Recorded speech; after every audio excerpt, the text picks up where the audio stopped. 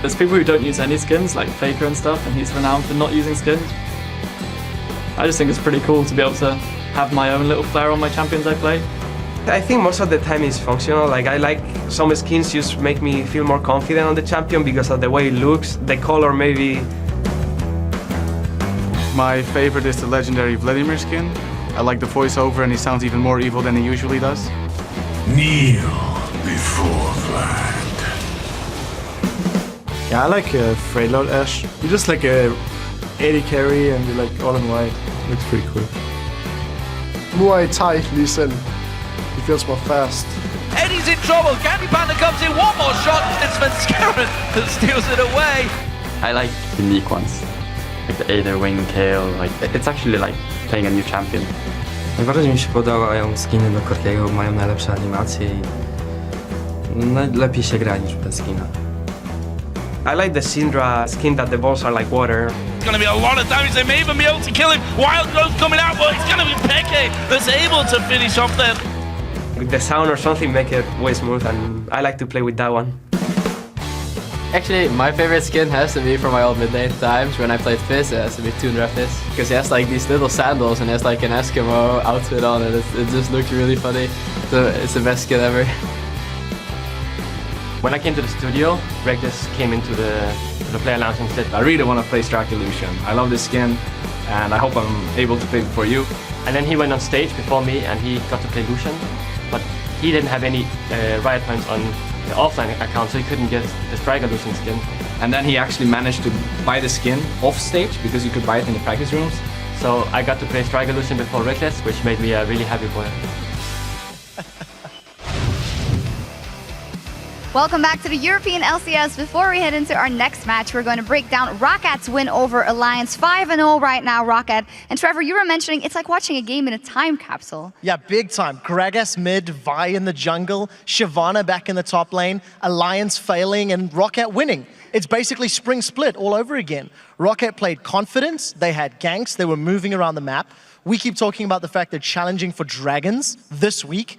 And it just feels like they're ramping up and they're finding the form that helped them, play so well during the course of the spring splits. Yeah, absolutely. And also Alliance coming in once again with a full AD comp. And again, it doesn't really seem to work out for them. No, and of course, the longer the game went, the worse it was going to get for them. You saw eventually they got the Ranians in pretty early on, but then came the Thornmails. You saw Froggen at the end there. They went in towards Xaxus, but he was just basically beating himself to death against a big brick wall because they were so strong towards the end. They just didn't have enough. Yeah, but when they were able to fight with that Yasuo, for instance, it did pay dividends for them in that one fight around Baron. Let's actually get that replay up on the screen, because Rocket was in this one basically saying, get back into the game, Alliance. Deficio said it perfectly, and this was a terrible fight for Rocket. The one thing you want to notice is just how Vander is trying to peel, but he's so focused on getting the jungler out of the fight, he completely ignores the fact that Wicked, Froggen, and Tabs are hanging out on the left-hand side. Let's roll this clip out, and we'll drop to 50% speed in just a moment or two.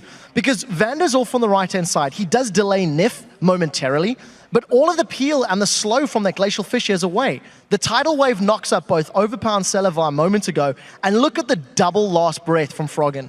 Comboed with the damage from Shyvana and even Tabs getting in there with Ace in the hole, they melt the carries of Rocket. This was the team fight that kept Alliance in the game. Let's roll the rest of the clip at full speed. You'll just see Alliance basically cleaning house, and even Nif lands a great bubble on Jankos to prevent him getting out of the pit. The main thing for me here was the fact that Rocket actually made a big mistake. They had a 10,000 gold lead coming into this fight. They were positionally not in the right place. They committed to the incorrect targets. And if Alliance had been able to make more ground on the map, they could have punished Rocket harder, but Rocket did pull themselves back into the game, and they won the next two big team fights and actually closed it out. Yeah, like you say, while that was pretty much the perfect fight Alliance wanted, they got the two carries in a perfect position. You also got to look at the fight that turned it back around. Tabs got caught out, and suddenly realizing, Alliance put themselves into position to force them away from that jungler. They forced Vander, Jankos onto Vi, And that was what caught them out, because he just dived straight for Tabs, and everybody did everything they could to save him, and then realized, hang on a minute, everybody else is dying. Tabs got out alive. Alliance don't know how to deal with aggression. Yesterday when they lost to Millennium, Tabs was also out of position, and Tabs also got caught out when they, dealt with wicked Young Bucks Irelia all the way back in London. They struggle under pressure. And this weekend, Tabs has made more positional errors than he has all split long. Yeah. You talk about crumbling under pressure on the other side. To be honest, when I was watching that Baron fight, I thought, well, this is exactly what's going to send Roccat on tilt and maybe cost them the game. It's a testament to the way they've been playing that they were able to still turn it around. Yeah, I completely agree. And I think, their composition did have a lot working for them because it took so much for Alliance to burn through in terms of armor and fighting and perfect positioning. Roccat had that air of safety with their team comp and the way they'd itemized. So it did work in their favor. But I also want to highlight the fact that Alliance don't seem to do particularly well with their Yasuo mid comps. They've run it with Kayle in the past. They've run it with Renekton in the past. And Froggen likes to split push, but he never really got to a point where he was completely dictating the tempo of the game. It's one of those risks when you run AD. If you fall behind, you stay behind because it is fairly easy to itemize against. And one of the main things for me with Alliance is, since this 4.10 patch, they're not comfortable with it. We're on to 4.11 now, but it's effectively the same, just more tweaks in it. They're not comfortable on this, and they seem to have fallen back into their shell. If you think at the start of the spring split, they were amazing. They're suddenly showing all of these new talented skills, these new different ways of pushing lanes. It was like, wow, okay, they've suddenly opened their eyes to the whole Korean meta. But now, since they've suddenly realized, oh, we've hit a stumbling block, they've all just immediately regressed back into the same old style they were using in the spring split, which wasn't working. Yeah, and let's finally talk about Roccat then, because we do talk about it. The minute Veggie was in that house and was telling them what to do, it did go better. How much of an impact can it have? Is it the combination of the patch and Veggie maybe that sent them over the edge? 5-game winning streak. Yeah. I mean, if the problem for Roccat is their out-of-game confidence and knowledge, picks and strategies coming into a game, having a coach there that can actually tell them, this is what you do, this is what you should be doing in certain situations. To use an example, it was very clear that Vanda was focusing on Shook because the team call was Baron. The team was like, let's get Baron, everyone's on Baron. And the biggest threat when you're doing Baron is the jungler, which is why I feel Vanda just committed everything on Shook, because he has most likely been trained and been taught in Baron, focus jungler, and he didn't necessarily think about some of the surrounding circumstances. So it's helping Roccat. They need to take this game and learn from it to keep improving. Yeah, I mean, we talked about Veggie, and he clearly has turned his team around. I think they're 9 wins in the last 12, their 5-game win streak. It's pretty crazy. I mean, you look at this team, and even just listening to them last week, how down Overpower was compared to how he just is now. I mean, they played the SK and Alliance in week 6. They lost both these games. They've turned it around since then in just 2 weeks. Imagine what they're going to be like in a couple more weeks when we get to playoffs. Yeah, absolutely. They did bow to Veggie as well yesterday, which I think is sign enough. Yeah. Well, as for now, we're going to check in with you guys at home because you've been tweeting to us at LL Esports, because earlier we asked you, who do you think is the most underrated European LCS pro this split and why? And here are some of your answers. The first one is from at CravyWalterLol. I think people are really underrating Cottonex. He's a new addition to their team, but he's made some great plays to secure wins. Yeah, absolutely. You just look at Millennium now compared to last spring. They changed out their jungler. They were bottom of the league, and now they're actually challenging mid-table. They took down Alliance yesterday. They're looking fantastic right now. Second one is from at Alexia da Firenze. I say Woolite of the Copenhagen Wolves. Despite their low standings, he manages to put up big numbers. He's like the Altec of EU. That's a lot of praise. I like the comparison, but I also think Woolite is just a phenomenally talented mechanical player. Unfortunately, some of his front line isn't always there to protect him. But you go a couple of weeks back where he single-handedly destroyed Roccat.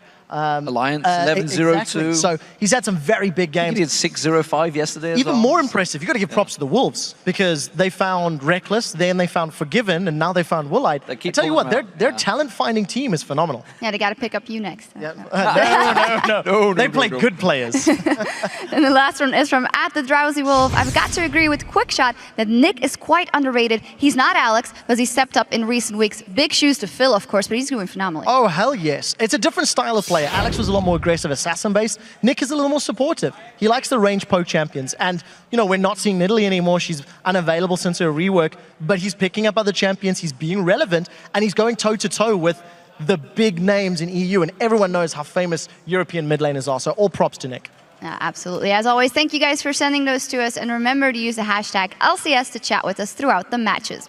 And now it's time to send it back over to Joe Fisho at the desk for our next game.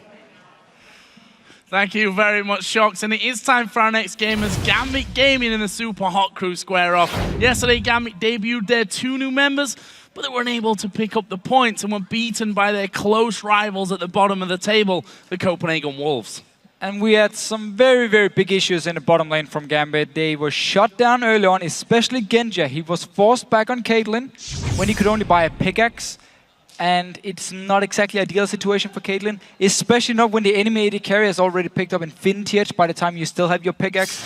And yet, even though Gambit was so far behind already, they went in for the first dragon fight, they lost it, and just fell very, very far behind. And of course, communication was going to be an issue with some new members, but the shot calling itself was completely off from Gambit. They kept contesting fights where they should never have even been close to them. So we talked a lot about the guys in the bottom lane, the older members of Gambit. What do we think to their new additions, Kubon and Loulex, who have some really big shoes to fill in this team? There's no doubt about that. So I feel like Kubon up in the top lane, he did okay on Aurelia. He went even with Youngbuck after he got a lot of help from Loulex on Jarvan, which is what we have to say. All the jungle focus from Loulex was in the top lane to help out Kubon as much as possible. And it meant Loulex, he didn't really impact anything else on the map. He tried to go mid lane a few times, but every time he was forced away by LX. And bottom lane, he never really showed anything. So a lot of focus on the top lane. I think we saw some synergy between the new jungle and the new top laner, but that was pretty much it. So on the other side then, the Supa Hot Crew were demolished by Fnatic in a game which they honestly didn't really ever get involved in right from the very start. And they really didn't look like themselves, because Supa Hot Crew normally have some very good solo laners, but Mimer up in the top lane on Mundo, he was completely shot down early on, first by Source, and then Sana joined in afterwards to make it even worse for Mimer. And we had SELFIE in the mid lane against Xpeke. He was just destroyed. He died one-on-one. He never got in the game. I mean, he was 0-6-1 on Lulu and just kept dying over and over. And again, normally these solo laners from Supa Hot Crew will always do a good job. Didn't happen yesterday. And Supa Hot Crew as a team, they have potential. It's a terrible word, but they do have potential. They're just very inconsistent. And it's an issue we see from a lot of the middle-of-the-pack teams here in Europe. And they need to be careful, because now Millennium are tied with them in the standings, and Rocket, they're closing in. They keep winning games. They might even be tied now with this win before the game even starts. Yeah, 10-10, and Supa Hot Crew are 10-9. So, yeah, so they could be theoretically completely tied when it comes to this one. And while there's still quite some losses down to the bottom 2 teams and get out of the playoffs, you're still playing for seedings now, which are very important, because if you get a good seed, it might open up for you to move into top 4 and possibly Worlds. Well, newcomers Loulex and Kubon have big shoes to fill in Gambit's lineup, and they'll need a strong early game to help the veteran players carry the team out of a potentially season-ending slump. Regarding Gambit, I don't think that the roster is stronger now. I feel like it's actually weaker. Darien and Diamondbox especially, I feel he's still one of the best junglers. Maybe he's just in a slump. I believe our guys will do their best. I think we need to just do proper bottom picks. It's the most important thing. Supa Hot Crew has a pretty good bot lane, but other than their bot lane, they are not that strong of players. A lot is going to be up to their jungle and top lane if they want to win the game. I think we should play around mid like every LCS team. If I can make top lane and mid snowball, I think we can win. I don't think it's going to be an easy game. It's going to be easier overall. But I think Genja and Eduard are really good bot. Me and Genja are confident in playing bot and not losing it. And they will carry the team. Hard to disagree with Loulex when he says it's probably up to me to snowball top and mid lane, and this is something that we said yesterday. Their bot lane from Gambit, they can be brilliant, they can be hit and miss, but mid lane and top lane have to get going against 2 very strong solo laners of the Supa Hot Crew. And he tried to do it yesterday, but it was too easy for Airwax to predict, so he was always around the mid lane whenever Loulex was, and he had to go top, help out Kubon as much as possible. Just wasn't enough, especially because the bottom lane from Gambit fell so far behind. Well, we'll see if they can pick things up today, but first we're going to check out the starting lineups on the blue side for this one. It's Gambit Gaming with Kubon in the top lane, Loulex in the jungle, Nick in the mid lane, Genja the AD carry, and Eduard the support. Support. On the red side, we have the Supa Hot Crew with Mimer in the top lane, Impaler in the jungle, SELFIE as the mid laner, MrRalleZ as the AD carry, and kaSing as the support. So before we head to the Rift, let's see who you guys think will win this game. According to LOLesports.com, 60% of you voted for the Supa Hot Crew. Not a surprise to me considering how things are going, the changes in Gambit and the form of both teams. Very true. I mean, yesterday both teams lost. I would actually say they lost very hard, both of them. So they want to go in here now, show they can win some games and really improve the performance from yesterday. So as we move closer to Champion Select then, Deficio, where's the focus going to be in this one? We've already talked about the solo lane as being a key factor, but you can also never out-count, if you like, the bottom lane as well. We heard yesterday Gambit had pretty much lost that game in the bottom lane. Is there any kind of focus that they need to put towards Genja and Eduard, who are quite versatile players in terms of their picks? So we rarely see bans towards Genja, but often people like early pick Lucian to take it away from him. Yeah. But there was a lot of jungle focus yesterday against Loulex, where Lee Sin and Evelyn was banned, and then Elise was first picked by Wolves, forcing him to play Jarvan. We might try and see some of the same deal here from Supa Hot Crew, but it's going to be harder because Gambit does have the first pick, so they should be able to take whatever jungler is left if there's a lot of jungle bans here. So we need to see what Supa Hot Crew wants to do. Yesterday they banned away only mid lane champions. They had Ziggs, Fizz and Orianna's bans and tried to force Xpeke onto something he didn't really feel comfortable on. Didn't work. Well, let's have a look here. Gambit with the first ban will actually take Kog'Maw away from MrRalleZ, and it seems like the Supa Hot Crew may well be sticking to that focus the jungle bans towards Loulex, the man on the left-hand side of your screen. Rise was also taking away a late-game scaling champion that Supa Hot Crew have pulled out multiple times. Yeah, and both solo laners actually playing Rise, and this Lee Sin ban against Loulex, we're gonna see it every single time. It is his main champion. He's playing like 700 plus games on it in solo queue in this season alone, and he really loves it. So people or teams want to take it away. I wonder if Gambit actually want to first pick a jungler for him, so he doesn't have to fall back on something like Jarvan, depending on the last ban from Supa Hot Crew here. Because now Elise is open as the only one left if you look at the top junglers. Yeah, tells me that Impaler maybe considering someone else, whether that's to go towards Vi that we saw in the last game, whether that's Jarvan maybe from yesterday that Loulex ended up playing. So Impaler actually used to pick Jarvan over Lee Sin, except for yesterday where he picked Lee Sin himself. So it could just be a Jarvan pick, and now you have a Yasuo already. So if you pick Jarvan, you have a great comp. If you pick Vi, you have a great setup as well. A lot of options now jungle-wise for Supa Hot Crew, even though they gave Elise away. And a lot of teams choose to ban Yasuo against SELFIE for a very good reason as well. We've seen games where he's absolutely wrecked people. First one being early season against Alliance, and they'll also take Gragas, which, you know, whether it's Vi or whether it's Jarvan in the jungle, Gragas adds another knock-up in there for Mimer. And for SELFIE. Yeah, such a good top laner, Gragas. Very, very popular in all regions now. He's a very safe laner. He brings a lot of utility. You can build him many different ways. We saw Overpower in the last game go full AP, except for, well, it was of course still AP with the Hourglass, but it was his only defensive item. He just went full AP. We have seen tank Gragas. We've seen a mix of everything. There's so many ways you can build it, and of course, the synergy with Yasuo is perfect just to set up these team fights. And Genja, he needs to pick an AD carry now who can dash or jump away. Otherwise, he's gonna be such an easy target to lock down. And I would even suggest something like a Morgana would work really well against this Gragas, but seems to be Nami for now. Well, dash or jump away, and one with huge range is what he could get here with Caitlyn with that 90 caliber net as well to give him a bit more safety. That is in fact going to be locked in for him, along with Nami for Eduard in the support role. So it's a very good lane they have here, a lot of long range poke with or from Caitlyn, and with the E from Nami to make the auto attacks even stronger. You have the sustain from the W, the main thing on Nami. 1 year ago when I used to play her, you always maxed E and you just have full focus on trading or let your AD carry win the trades. Now you max the W, so you have to sustain, you have to heal.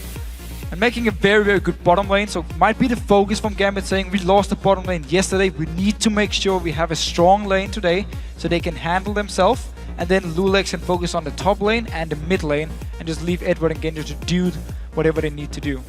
Well, we'll see what the Supa Hot Crew go for. MrRalleZ, one of the, I think, biggest celebrated newer talents to come through into the LCS, certainly in that AD carry role. See what he decides to actually go with. Rengar, you know, we forgot here that Rengar was, of course, globally banned out last week. came back in this week after 4.11, fixed the problems with his Q, and that's going to be locked in here for the Supa Hot Crew. Going to go into the jungle there with Impaler. They'll also lock in Corki. And Rengar, a bit like Gragas, you can build in many different ways too. I mean, you can go Farewell Flare, you can go a lot of damage and just try and instant kill a squishy target. You can build tanky, get a lot of cooldown reduction, and then focus on engaging. And you have your E, the snare, to engage with. And then when you have all the cooldown reduction, you're gonna get it up with the 5 stacks more often, and then you can lock down even more targets, of course. Wow. Gambit going with Fizz and Yorick here for this one. This is not, well, I mean, this is not Gambit anymore in terms of the Gambit that we can really say we're used to. Obviously, we've only seen one game so far with these 2 new players in, but Fizz in the mid lane for Nick. Nick's a player who's constantly brought out more passive champions where he can farm up, stay quiet, bring a lot of utility later on. This time around, going to be going with Fizz and Yorick for Kubon in the top lane. So we actually saw Yorick against Gragas yesterday, and Yorick is supposed to win when it comes to farm, but they can't really kill each other. They need some jungle help to set it up, where Gragas is a lot better at setting up jungle ganks, especially once you hit level 6. Because you can't even predict when he's gonna ult you, and if the jungler joins in, you're just in a very bad position. So we need to see if Impaler wants to pay a visit to the top lane, try and get a few kills on Kubon up there on this Yorick, and therefore get Mimer rolling as well on this Gragas here, but very straightforward. This is a Gragas support. Gragas support. Well, I mean, didn't really expect that one to come out considering how often we're seeing Gragas in that top lane, in the mid lane in the last game. Eduard, the only one that's really played Gragas support to a big level. I think Nif might have played it once. Yeah, he played it once. Earlier on in the split, but it is going to be kaSing playing that support Gragas here, and obviously feeling that Shyvana was a better match for Mimer in the top lane up against Kubon, and you still get the knockup whether it's got the damage there or not. What's a great thing about early picking Gragas, you can set him in mid lane, you can set him top lane, you can put him support, so they could just choose whatever they wanted to here. And Corgi Gragas, I mean, it's also a very, very strong lane, because Gragas is so hard to kill. He's so tanky, he's just gonna body slam in your face over and over. Can be very hard for the squishy Nami to deal with, but we need to see the poke will definitely be in favor of Gambit with Caitlyn and Nami in the laning phase, but the all-in potential from a Corgi and a Gragas is going to be very, very dangerous. Some very interesting teams coming out here, but with those comps, guys, do you still think that the Supa Hot Crew are going to come out ahead? Tweet at LOL Esports with hashtag GMB win or hashtag SHC win, and we'll see if those lineups manage to sway your votes at all. Said it before, 60-40 was in favor of the Supa Hot Crew from LOLesports.com. What do you think, Officio? Well, from looking at the team comps, we need to see if this Yorick and Fizz. I mean, we saw Yorick again, we saw it yesterday.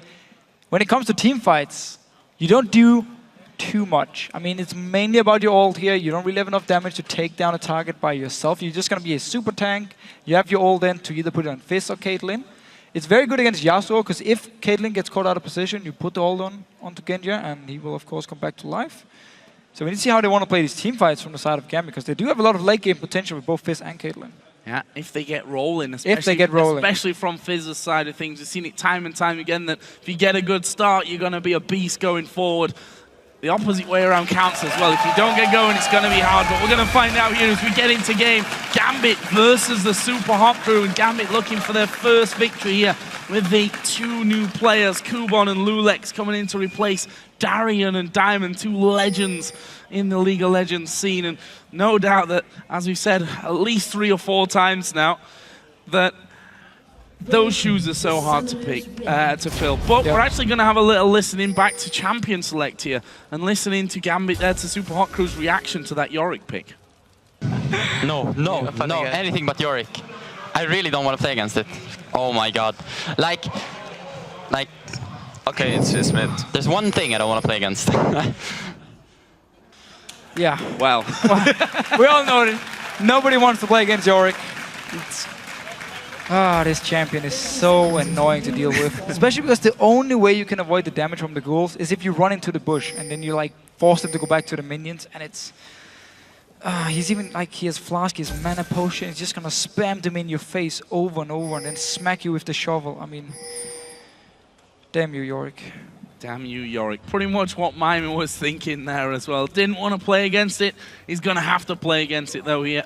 Kubon selecting this one around. Let's have a look down some of the other summoners here. Nick going Flash and Ignite. in that mid lane compared to SELFIE, who's actually picked up Barrier this time around. So very aggressive by Nick. We saw Overpower yesterday play with Teleport. We saw Kerb as well play with Teleport on Fizz.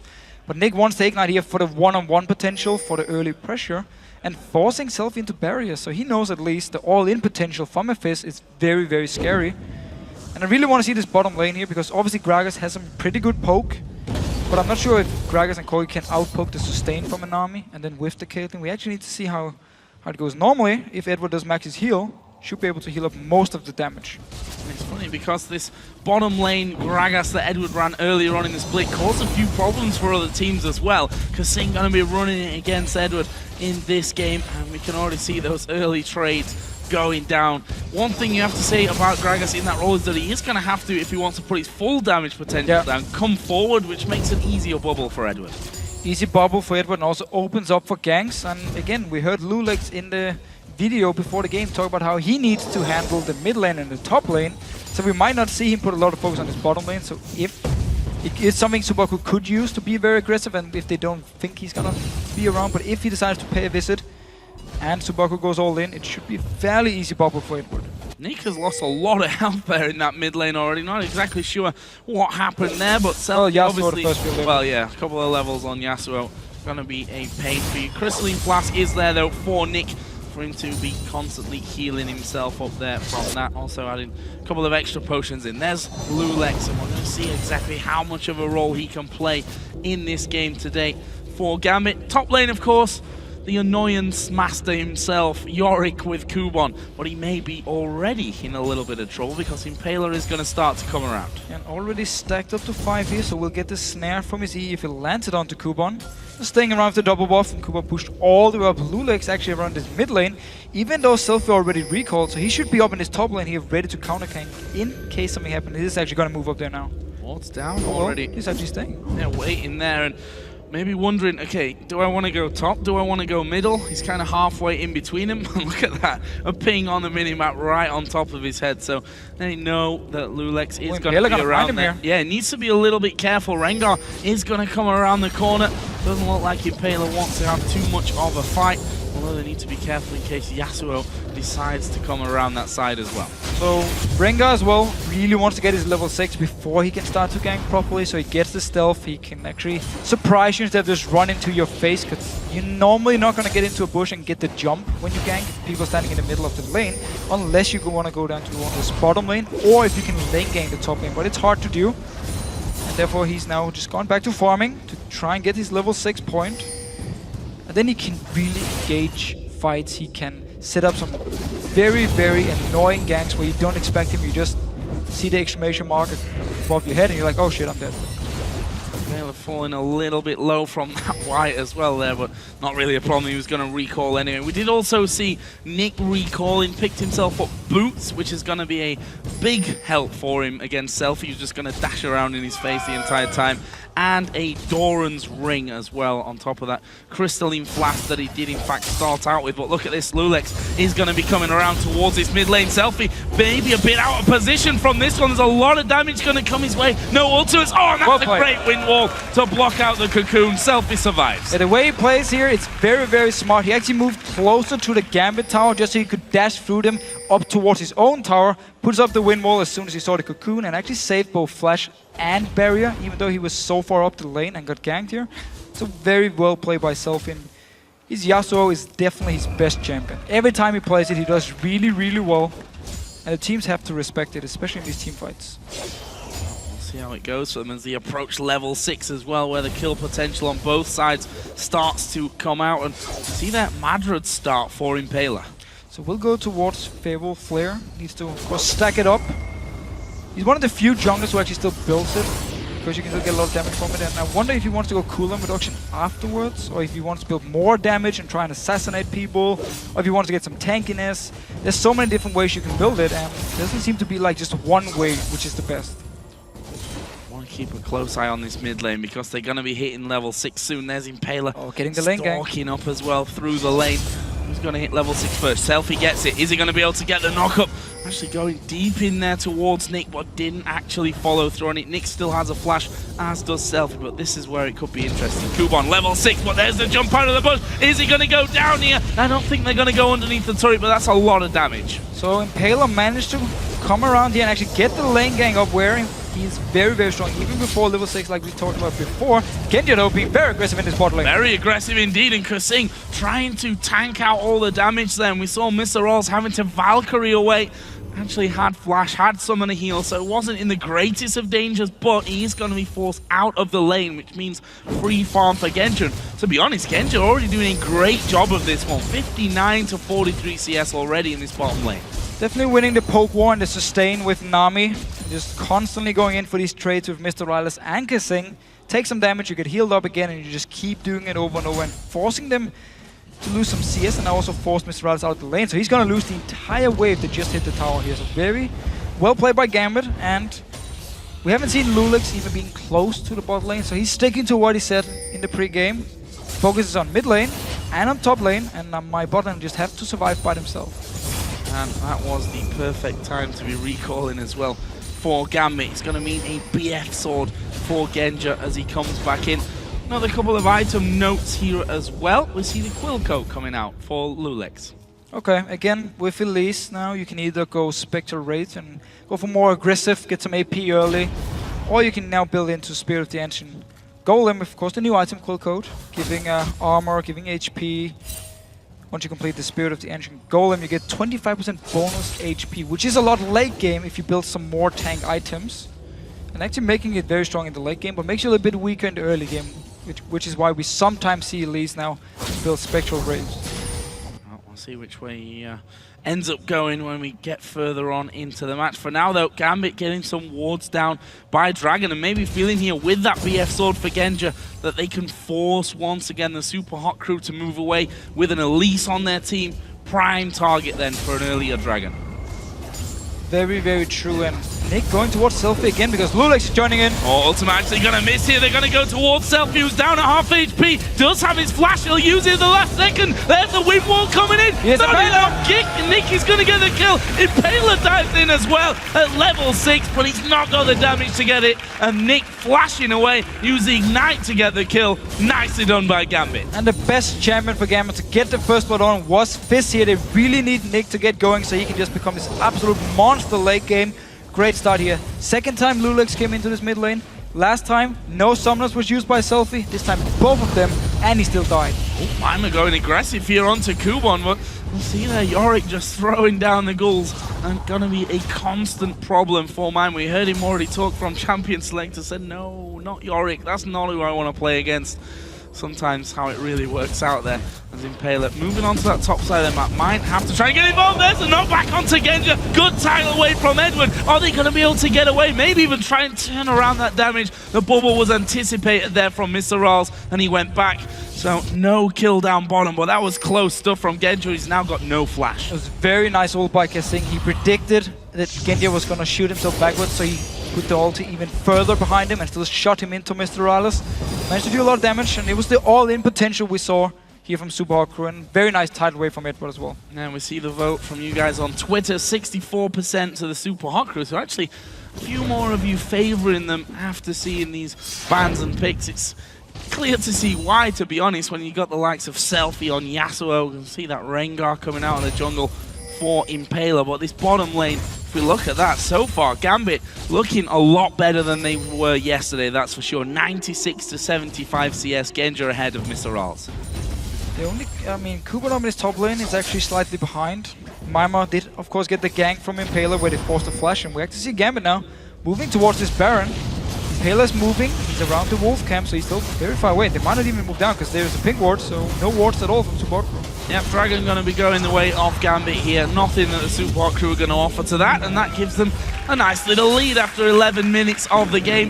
Meanwhile, Impaler is holding up. Yeah, stealthing up there. I'm not sure if that ping ward saw him. There were no pings actually coming in, so I don't think they will. They're going to surely go for Eduard. That's a great flash. Genja is going to get slowed there by Impaler. Have they got the damage to finish him off? kaSing right in there at the front as well. Genja's going to fall. Well, here's the TP from Kubon coming in from the backside. Not got the damage though. Too late. And that will be a kill back for the Supa Hot Crew. Way too late with the TP here. If he actually wanted to try and join in, should have been there instantly. Supa Hot Crew managed to get a kill.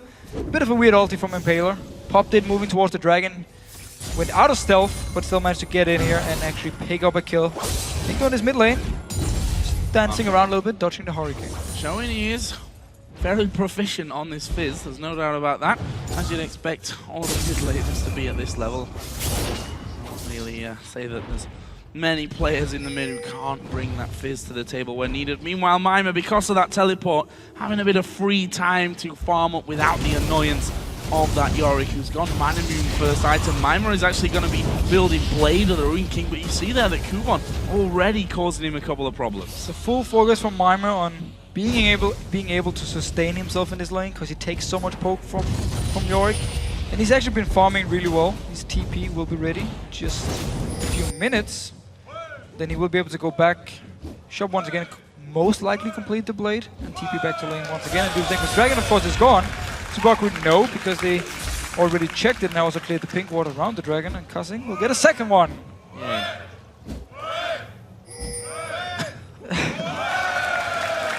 Well, 2 pink wards in a row. Always nice. And Gambit still hold on to an 800-900 gold lead. Blue buff will be going over to Nick, so a bit more mana regen for him in that mid lane. The top lane Impaler did just come around, but Kubon was actually sticking to his turret here. No risks really needed from his side, although you look at the farm, that teleport obviously playing into that factor a little bit as well, but Mimer doing a fantastic job with the farm at this point. And he's actually going to save his teleport. He backed before he was ready, so he's going to return to lane here, and there's no teleport on the side of Kubon, so we could see Supa to set something up here.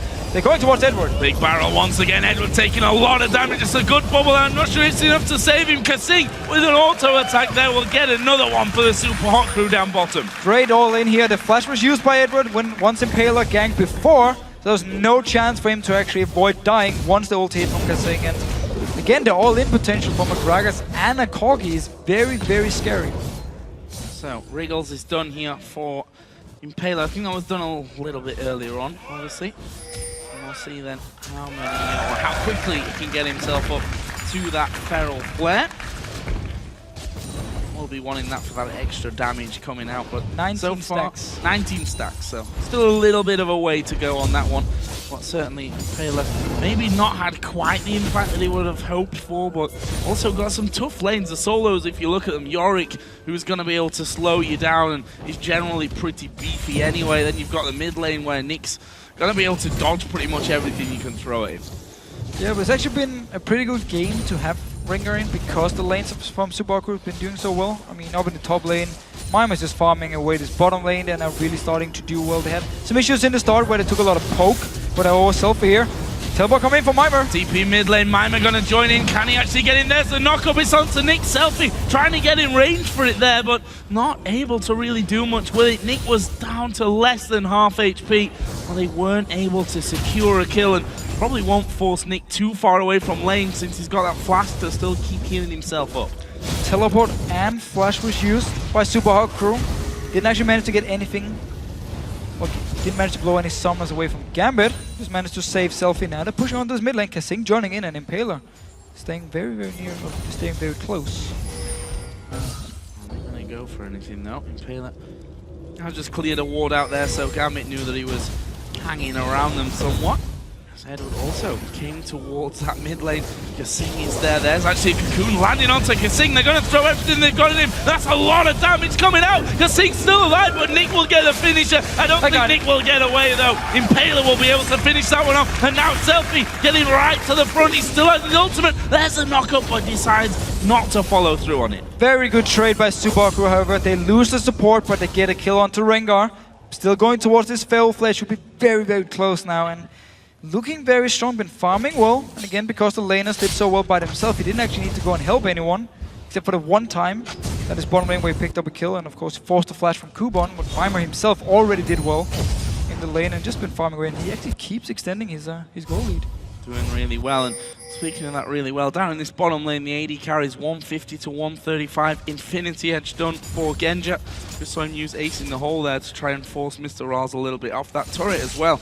He's down to less than half HP, so whilst we've not seen any turret takedowns up until now, that bottom lane may be a prime target here for Gambit shortly, especially since Dragon's coming up in 30 seconds. Yeah, but this Dragon is really where Supa Hot Crew are going to be so strong. I mean, Corgi is a very good mid-game champion. Rengar now, because he has such a good start, he's actually building towards damage. He will be able to blow up a target if he gets towards it. And of course, Gragas support. We saw how tanky he was before. A lot of things were used before he actually went down. So this mid-game team fights are really going to be good for Supa Hot Crew. But Impaler needs to be careful. Impaler is going to be in a lot of trouble here. That's a good knock-up, which didn't get the knock-up, but you get my point there. Is kaSing coming across as well? Will he throw the barrel? No. Trying to just keep Gambit away from the front side of this Dragon. Let's have a look at top laners. Teleport available for Kubon.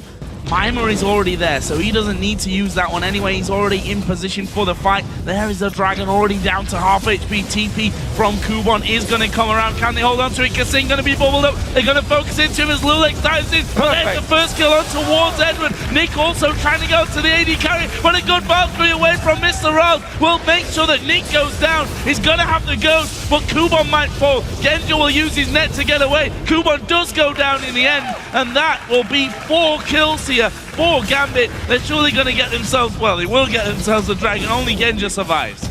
So Gambit, they did the same thing yesterday. This time around they were out of position. Genja was on the bottom side of the map. Notice your minimap, he's running from the bottom lane. The rest of the team comes from the mid lane. So he's completely out of position. He's unable to do pretty much any damage, which means there's only 4 members from Gambit in this fight. Beautiful knock-up coming in. SELFIE goes straight for it. Picks up the first kill. You can see Corgi here, untouched in the back, doing so much damage to everyone, and then the rest of Supa Hot Crew can finish up the members. And we just talked about how good the setup is from Supa Hot Crew in the mid game. We get the team fight. Gambit is out of position, could just have backed away, give the Dragon away once they saw, okay, Genja is far away from the team. We don't really want to fight here. Corgi is very scary at this point. Rengar is very scary. Yet they go in for the fight again, just like they did yesterday. Lost 4 members, lost the Dragon, and now they're very far behind. Is this the problem that we mentioned earlier? The fact that Gambit... It's a shot calling problem. Shot calling problem. Is it a language problem as well in there as well? They've got a big mix of nationalities now. Obviously, former complete Russian-speaking team now speaking English, which I don't think is a problem at all for Eduard. Genja, that might be a little bit of a different story. I mean, we heard from Loulex, he's definitely not got the easiest to understand accent, I think, obviously, and that is a problem when you get a mixed nationality team. Don't blame accents. They are perfect. Accents are beautiful. Thank you. If you can understand them, and I think that might be the problem here. Very true. For Gambit. Could be the problem. I mean, Eduard, he told me himself, Genja doesn't actually say anything, because again, he can't really communicate well enough in English, so he doesn't actually talk with the rest of the team. It's basically Nick and Eduard trying to do as many calls as possible, and the new members just trying to fit in. Impaler though, he's kind of squishy here, with full damage. He might go down. SELFIE's nearby though. Well, it's now invisible, so that shouldn't be too much of a problem as they're going to try and TP into this one. Nick was there. TPing onto the trap, bit of an annoyance. They're going to get the tower though. Gambit can't hold on to this one. That should be the second of the game for the Supa Hot Crew. Extends their lead that little bit further as well. Mid lane. Look at mid lane. 2 members is moving in. There's already some minions. Get some damage on the tower. Next wave is coming. Kubon up in his top lane without teleport. Will be able to take the tower, but they need to defend here. Oh, they're going to go for Impaler. There's the knock-up though from SELFIE on towards Loulex. Can they actually get the kill? There's a lot of damage. Here comes the rest of the team. Nick's going to go down as well, and this is a problem for Gambit once again. Genja will be focused. Good bubble won't keep Genja alive long enough. Mimer will chase Eduard away, and maybe even SELFIE can get onto him. Nope, not quite enough, and that's 3 for 1. Impaler loses his life. The Supa Hot Crew get the tower though. So again, Supa Hot Crew so strong in these early fights here, picking up some kills, got 2 bot towers. They did lose the top one, and Kubon pushing for the next. kaSing is the only guy who actually recalled here to try and go and defend.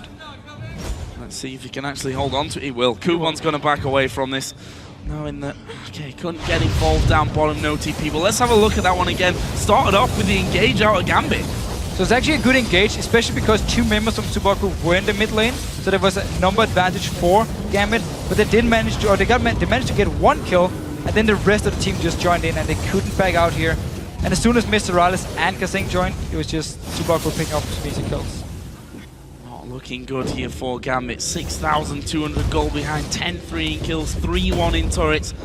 Everything to measure the difference between these teams lies in the hands of the Supa Hot Crew at this point, especially SELFIE once again. 2-1-6 this time around, so far at least, with Yasuo. Got himself the ship from early, got Blade of the Ruin King in there now. Look at Mimer, Randuin's has done for him on top of his first item in the Blade of the Ruin King. You talked also about Impaler going damage here, Feral Flare, Hex Drinker, gonna have a Ghost Blade soon as well. If he jumps onto someone like Eduard or Genja, he will destroy them so fast, and there's just so much damage on the side of Gambit. On Supa Hot Crew. You have Shyvana now being the tank together with your support. The tank Gragas is so annoying as well because you are so tanky. So you can simply have so much damage on your jungler, your mid laner, and your AD carry, which makes the team fights pretty much impossible for Gambit at the moment to win. They need to buy some time. Which is why they shouldn't be starting them off. Yes, right? Joe. Yes. We'll see if they can keep out of trouble on that front, but that probably means giving up possibly another dragon here with 1 minute 25 until that spawns in. We see the Supa Hot Crew sending a couple of men back. There's 1,000 gold on the AD carry and the support to spend. And for MrRalleZ, that means an Infinity Edge will be coming up here in no time at all. It's also one of the issues with Yorick when it comes to teamfights. If your carries are not very fed, if they're not very, very strong, you won't really do a lot. It doesn't even matter if you use your ult on one of them. It doesn't really do much of a difference unless they are very strong. So he needs a lot of time before it's worth it, or before Yorick will be worth it in these teamfights, because he needs Genja to have like 4 or 5 items and destroy people. Then you put the ghost on them, so if you have 2 of him just spamming away. But before Genja really hits his late game point, this Yorick in the fights won't really have much of an impact. Well, he'll have even less of an impact if you look at that last fight where he wasn't even there. Very true. And your carries are already dead pretty much before he can get there anyway. So definitely some changes for these next encounters for Gambit have to come in. 25 seconds for Dragon. That may or may not be the next time that we see these 2 teams face off. We'll see if the Supa Hot Crew get that one for free, because they will certainly be there for this next Dragon. The question is whether Gambit feel that they can even think about fighting for this next big chunk of gold. So Mimer is actually in base without teleport, but there's still 4 members from Supa Hot Crew around the Dragon, and the blue buff just spawned, so Gambit sent up 2 members to take it. There was a ping ward, so Supa Hot Crew knows 2 members are gone. Let's just take this Dragon. And also against, or this time, smart enough by Gambit to not even move towards it and try something, because Supa Hot Crew will be able to engage fights with Rengar, just stealthing up. Even though you feel like you're far enough away, he might be able to get to you, lock you down, then the rest of the team joins in. Ulti from kaSing will throw you back and you're dead. Especially if there's bushes around for him to just be jumping on you there. Let's see how this one goes. The Dragon did go to Supa Hot Crew, as you saw. Gambit not interested in fighting for that one. I think they've made the clear call that fighting is not something that they're in a position to do right now. Another advantage of having Yasuo in that mid lane, we're seeing the blue buff going over to MrRalleZ here, which can certainly help him out on Corki. Also see the cooldown reduction for Impaler, which works really well on Rengar. I mean, the more ultis you can get off, the more procs you can get to your 5 stacks, and you get your E, so you snare a target, or your Q, so you do even more damage. The better it is, so cooldown reduction is a great stat. And he didn't really sacrifice anything except for maybe some tenacity you could have built instead with magic resist boots. But that's about it. So very, very good build for him, and looking very good for Impaler, and Rengar looking very good for Supa Hot Crew as a team. Looking like a different team to yesterday, that's for sure, where we saw them kind of bow out of their game without really having much to say. This time it's Gambit on the back foot and really struggling to come up with the goods. If you look down some of the other items, I mentioned that the Infinity Edge was close to being done by MrRalleZ. That is now added in. Genja on the other side does have a Phantom Dancer on top of his Infinity Edge, but the Ghost Blade is done for Impaler as well at the same time, so got to be very careful, because Impaler, I think, will have no problem with going one-on-one with Genja if he gets left somewhere alone. So when looking at the comps again, I actually don't even think Gambit is stronger late game compared to Supa Hot Crew, because there's so much damage on the side of Supa Hot Crew, because kaSing and Mimer will be so tanky. and it's gonna be hard for Nick to kill anyone, and again the Yorick doesn't really do any damage in the fights. I actually feel like Supa Hot Crew completely outpicked Gambit in this game. Well, that's not a good sign, especially when we fall this far behind as well. 26 minutes in, and we're approaching 10,000 gold lead.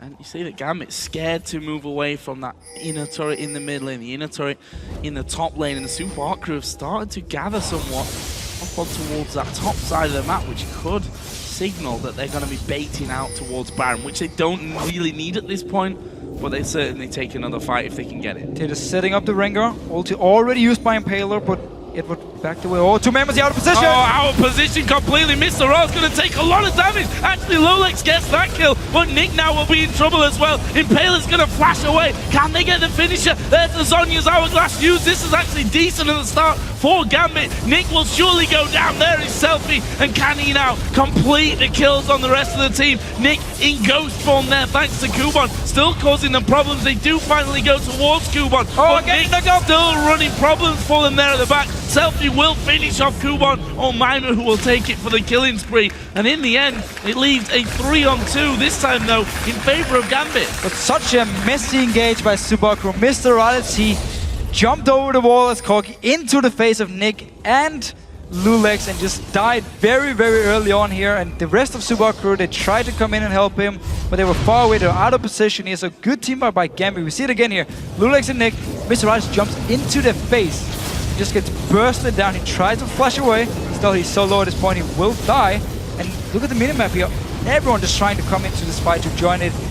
Nobody was really in a good position because they had to run in, and because MrRalleZ died so early, a lot of the damage was gone from Supa Hot Crew, and that's up to SELFIE to try and kill as many people as possible. He missed the first Hurricane, so Genja stayed safe, kept doing damage.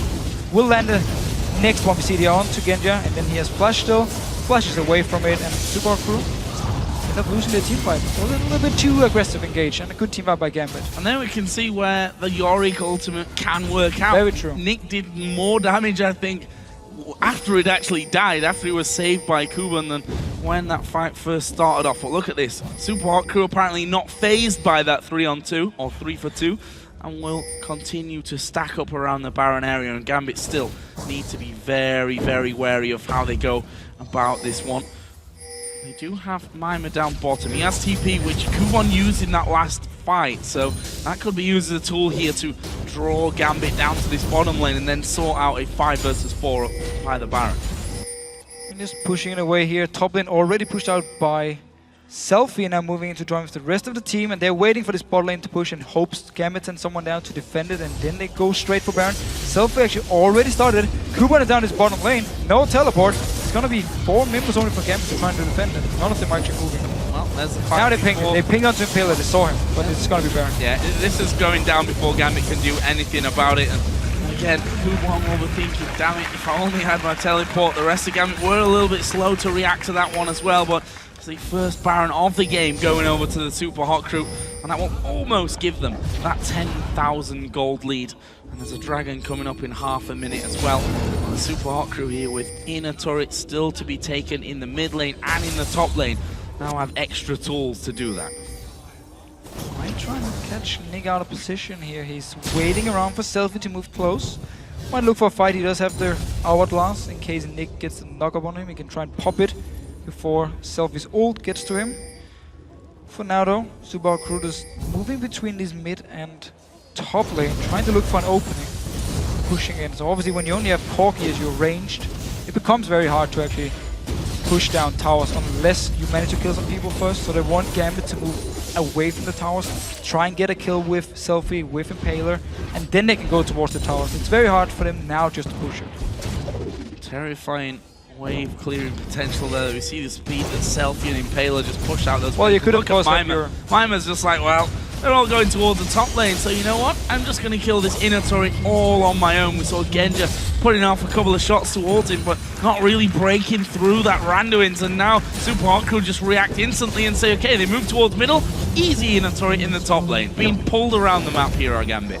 Not really sure what Gambit is doing here. They sent Eduard into the mid lane after the tower's already dead. They had Genja there, even though he's the main wave clear, should have him where the most members from Supa Hot Crew are, or especially where MrRalleZ is, to make sure he doesn't hit the tower and you clear the wave. Instead, they just split up. They had like 1 member in mid lane, then all of a sudden they had 4 members in mid lane, only 1 in the top lane. So Supa Hot Crew very easily just managed to actually take 2 towers away. We saw Alliance in the last game against Rocket when they were behind. They managed to defend the towers for a long time and get to the late game. Gambit couldn't do the same thing in this game. Or at least just before. Yeah, and a third dragon going down here for the Supa Hot Crew. And leaves Mimer with 2,600 gold. There's 2,300 for MrRalleZ to spend. So they're going to be picking up a couple of big items when they go back home to, or certainly maybe the start of a couple of big items when they actually go home to be spending all of that gold, which they just indeed have. We see there for MrRalleZ Infinity Edge, Trinity Force, Last Whisper, got a Negatron Cloak as well for a bit of protection, mostly against Nick there. And there's a Banshee's Veil now for Mimer, along with a Giant's Belt as well. So Supa Crew been back in base, buying, picked up had quite some gold from the Baron, from the towers they just took here. Let's see what they want to do. If they want to try and do the same thing, where they split up in multiple lanes and push all of them down, and because they are so strong, they should be able to win the 1-on-1 and 2v2, whatever small fights they'll have around the map. And if they do win it, they can then take a tower afterwards, and they are actually splitting up. Mimer in this bottom lane has teleport ready in case he needs it, and 4 members from from Supa Hot Crew up in this top lane. Well, one thing that helps here for Gambit is they do have the teleport back available for Kubon. And we see their Mimer actually TP'd up towards his top lane, so it looks like they're going to go for it. They're just going to take this tower. Gambit completely leaving that one there for the Supa Hot Crew, and that leaves an inhibitor completely exposed to them now. Mimer on the front side, not really too scared of getting in. There's the dive coming around, Tidal Wave will come in. We see Nick using his Zhonya's, does get the ghost there from Kubon, but one by one, they're being destroyed. SELFIE gets himself the double already. Now they're going for Eduard, who will flash to try and get away, but Mimer got the damage to kill him just before the fountain. MrRalleZ can hold Genja there away, and that will be 4 men down for the Supa Hot Crew, and they're just going to go straight towards the win here, surely. The minions are coming in now. Will there be a cannon wave? No, just standard minion wave coming. They might try and take a tower. Let's see what they can do. Genja, the only one that can stop this one from happening, but the tower's going down so quickly. Windwall will stop Genja from being able to really do much as well at the side. Both Nexus turrets go down. No one's spawning in quick enough, and the Supa Hot Crew get back to winning ways, taking down Gambit. So everything for Gambit in this game here boils down once again to them picking some wrong team fights in the early game when they're not strong enough to fight.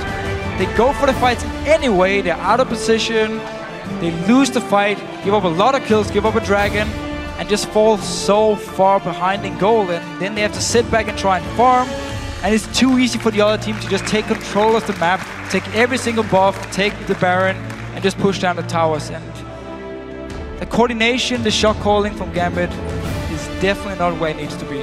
Well, we also have to, I guess, give them a little bit of slack as well. This is a team that's now got 2 new members pretty much since yesterday. I'm not sure exactly before that how much real practice time they've had. Very true.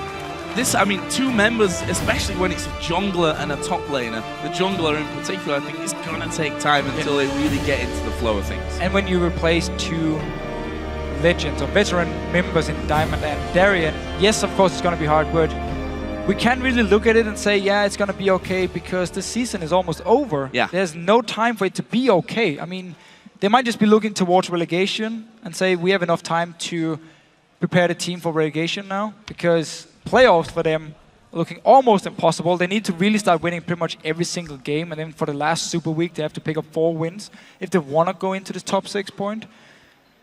So they don't really have the time to just say, yeah, it's going to be fine, you know, we're just going to give it a few more weeks. They need instant results if they want to go towards playoffs, unless they're just purely looking at the promotion tournament. But you have to say, you just can't expect instant results with with 2 new key role players coming into your side after playing with, you know, top lane and jungle that have been there since the very start in this Gambit team, since before they were Moscow 5, even in the Empire days.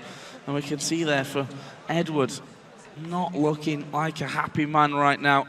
And it's, for me, a little bit sad to see the Gambit name right down there at the bottom of the table at this stage of things, but that's what can happen if things aren't going for you. It can go from bad to worse very, very quickly. Yeah, and obviously there was a lot of issues on the team. They talked about it themselves. The Gambit statement said Diamond and Darren was benched because they didn't want to improve the team synergy and so on. So obviously they had some issues they needed to sort, but if we look at the results from this week, it didn't look very good. So they definitely need to think of something else, or they gotta hope that these new players can very, very quickly get the synergy going and start winning games. Well, that's Gambit. On the other side, though, is the Supa Hot Crew that managed to pick up another victory. And we're going to send it over to Shox and Quickshot, who are ready to speak with the Supa Hot Crew's Impaler. Thank you very much, Joe. Indeed, joined by Matt the Impaler Taylor here after that victory. Impaler, talk me through the Rengar pick. Finally, we see him in LCS, and you decided to go very aggressive on him. I really like Rengar with the 2 jungle bans, knowing he's going to pick Elise. I can just let him try and force ganks while I farm up my Feral Flare, and then come in with tons of damage and just kill everybody.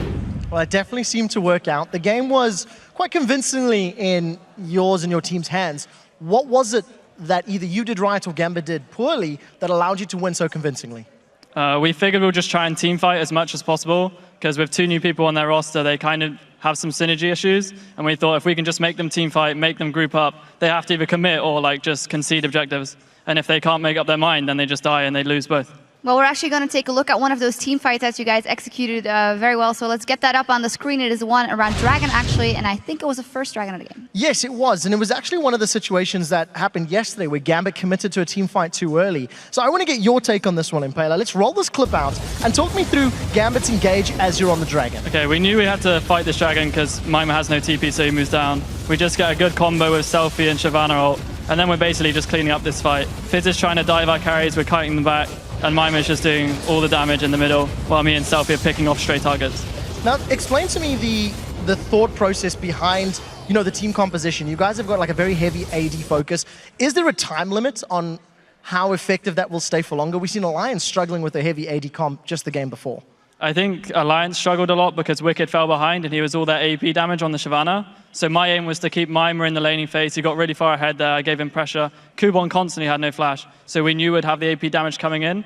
So provided we don't go to like 50 minutes and then he's not doing so much damage, he just does loads of damage magic as well. By the way, how did you boost Mimer's morale after that Yorick pick? Because we saw in the listening, no, please don't pick Yorick, and still did. I was just like, I'll camp your lane, you just do whatever you want and you'll be fine. And he was like, okay, thanks, Impaler. Well, it definitely worked out. A few weeks ago, you were chatting to Shox for a preview show. And if memory serves, you were saying that for Supa Hot Crew and the team, you want to be more like dragons. And you want to be more aggressive and not like tigers. Now, yesterday, in my mind, you guys were like sheep because you were feeding. What happened in your game yesterday? Ouch. And how are you going to prevent that happening in the future? We picked ourselves into like 3 losing lanes and lanes fell behind. Everyone's panicking. And when you're panicking, you are like sheep. Everyone's just running away. And we don't want to run away. We want to fight them every time we can. And that's just what we're trying to do today. Yeah, obviously Fnatic is always a hard matchup. Going forward, what will be the main things to focus on for you guys to climb higher in the standings and maybe keep your eye on that playoff spot? I really think we need to be practicing as efficiently as teams like Rocket right now. They're like 5-0 or whatever in a row. And they're just really strong right now. So clearly they're doing something right in practice. If not, you can't make that huge turnaround. Just very quickly, you guys are sitting 11-9 on the split. If you carry on picking up a few wins, playoffs is looking more likely. What will the Supa Hot Crew be doing to ensure a spot at the 2014 Worlds? Because it's not that hard to believe that you guys could be in the top 3. Right now, we just want to work really hard with our analysts because we're still making a lot of mistakes and a lot of US LCS teams are making a lot of mistakes. So we just want to cut down on the mistakes, let the enemies make these plays and make the mistakes, and we'll just capitalize on them. Well, clear plan. Thank you very much. Congratulations. All right, we are on a brief cooldown, but we'll be back shortly. The LCS action continues after the break with the Copenhagen Wolves versus Millennium.